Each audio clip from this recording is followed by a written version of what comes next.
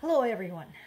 One of the things I asked my father when talking to him about the situation over there was the very pessimistic statements that have been coming one after another from U.S. leaders, European leaders, etc., etc., etc. One of the alarming statements from the U.S. is the fact that U.S. House of Representatives is still floundering when it comes to passing a budget, and that includes military aid to Ukraine. A compromise was made, if you recall, to keep the government from shutting down altogether, but the budget at the time did not include the aid to either Ukraine or Israel, and so that continues to be a concern. Numerous government members have tried to provide the voice of reason, tried to appeal to primarily their Republican colleagues, begging them to not ruin our international relations, not compromising U.S. security when it comes to its position with respect to Russia. However, so far, no result on that front, and so the aid is running out. And in light of this, NATO Chief Stoltenberg also said to brace ourselves for bad news, as he said it, when it comes to Ukraine. Of course, this doesn't help. One of the frustrations is that over the course of this war, especially if you go back to kind of the first start, not the second start to the war, namely the annexation of Crimea,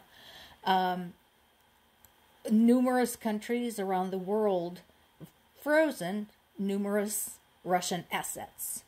And so there has been a conversation about taking whatever money they seized from Russian oligarchs, Russian government, etc., and try and use that money to aid Ukraine.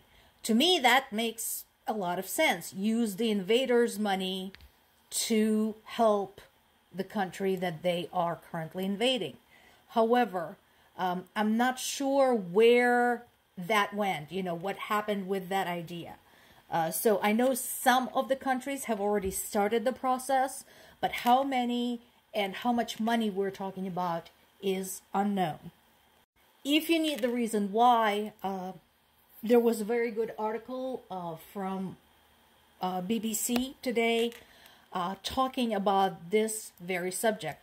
This is an eyewitness account by a Ukrainian soldier who participated in the extremely dangerous and extremely involved crossing of the Dnieper River in the Kherson region, which, if you recall, was tremendously important, strategically speaking.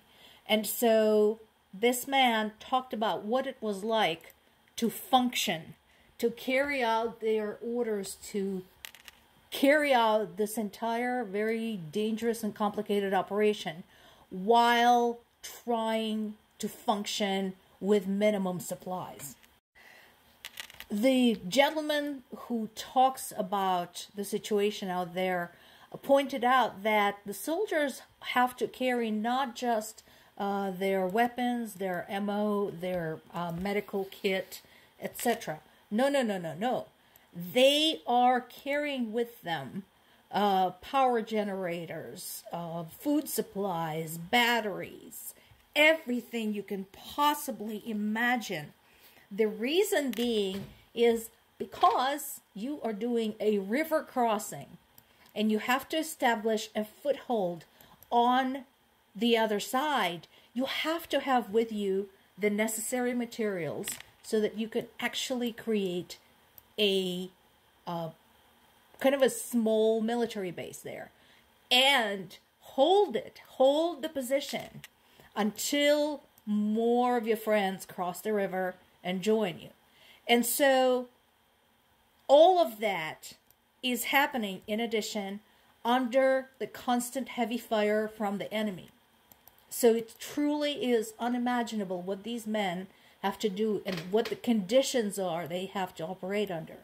So we have this on one hand, and on the other hand, we have some guys in suits sitting at an office somewhere, you know, in the U.S. Capitol building, or at the NATO headquarters, or at the UN headquarters, talking about how they just can't make it happen.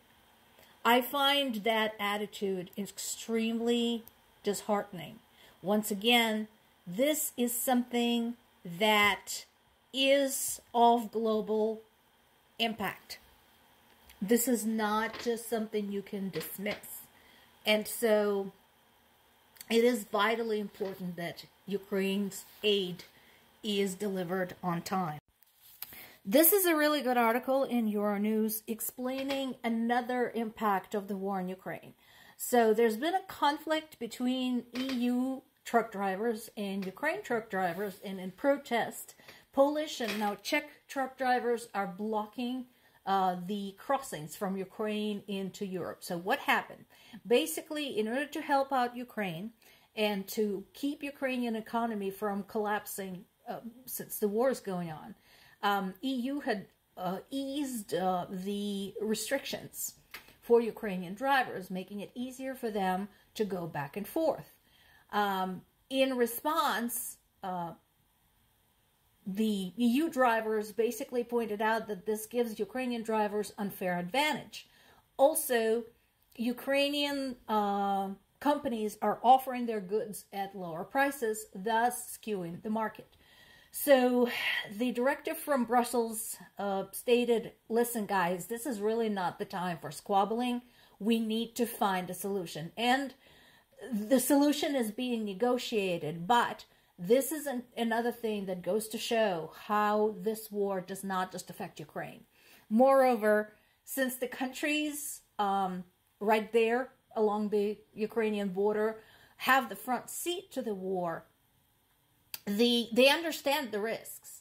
These are all former socialist bloc members, so they used to be under Russia's heel. So I'm sure from the emotional standpoint, they very well understand why Ukraine is fighting like crazy to preserve its sovereignty.